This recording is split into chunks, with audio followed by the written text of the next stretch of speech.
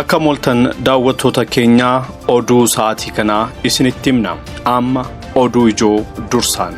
Akeekkachiisa heera mootummaa haaraa mormii cimaa Finfinnee fi Dirree Dawaa irratti ka'e akkasumas paartilee siyaasaa fi namoonni babbeekamoo marii biyyaalessaa dhiitan. Mariin biyyaalessaa Itoophiyaa har'a Finfinneetti eegalameera. Biyyattii gara nagaatti geessamoo gara badii kan biraatti oduu fi xiinxala qubeensaayit har'aatiin baga nagaan dhuftan nu wajjin turtii taasisaatii nu dhaggeeffadhaa.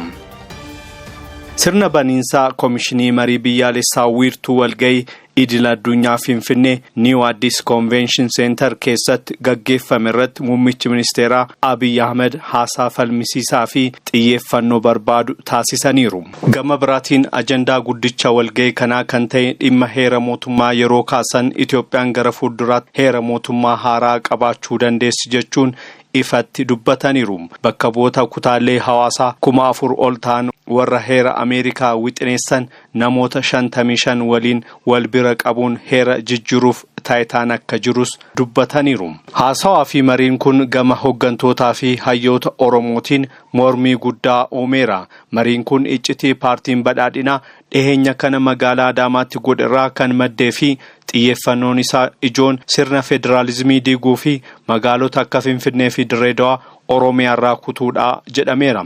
Qabsaa'aa siyaasaa fi daayirektar OMN duraanii Johaar Mohaammed fuula marsaayitii isaa irratti akka maxxansetti adeemsa kanaan dhimmoonni dhiigaan dhufan kan akka federaalizimii Dirree Dawaa fi Finfinnee sagalee caalmaatiin murtaa'uuf deemuun kun ammoo baduu biyyaa murteessaa jedheera. Gama biraatiin fayyadamtoonni miidiyaa hawaasaa fi hayyoonni siyaasaa Oromoo dhimmi Finfinnee fi sirni federaalizimii sabdaneessa sarara diimaa Oromootii jechuun paartiin badhaadhinaa ibiddaan taphataa jira. Uummanni Oromoo qabsoo hadhaa'aaf of qopheessuu qaba jechuun akeekkachiisaa jiru. Adeemsi marii kana paartilee mormittoota biyya keessaa fi humnoota hidhataniin guutummaatti fudhatama dhabeera. Paartiin EHAPA ibsa har'a baaseen mariin kun kan hunda hin hammannee fi umrii paartii biyya bulchuu dheereffachuuf kan qophaa'edha jechuun balaaleffateera. Paartichi akka jedhutti hidhamtoonni siyaasaa utuu hin hiikaminii fi waraanni utuu hin dhaabbatiin waa'ee marii haasa'uun qoosaadha jedheera. TPLF gama kaabaatiin addi bilisummaa uummata Tigraay mootummaan federaalaa walii galtee Pretoria waan hin kabajneef marii kana keessatti hin hirmaannu jedheera.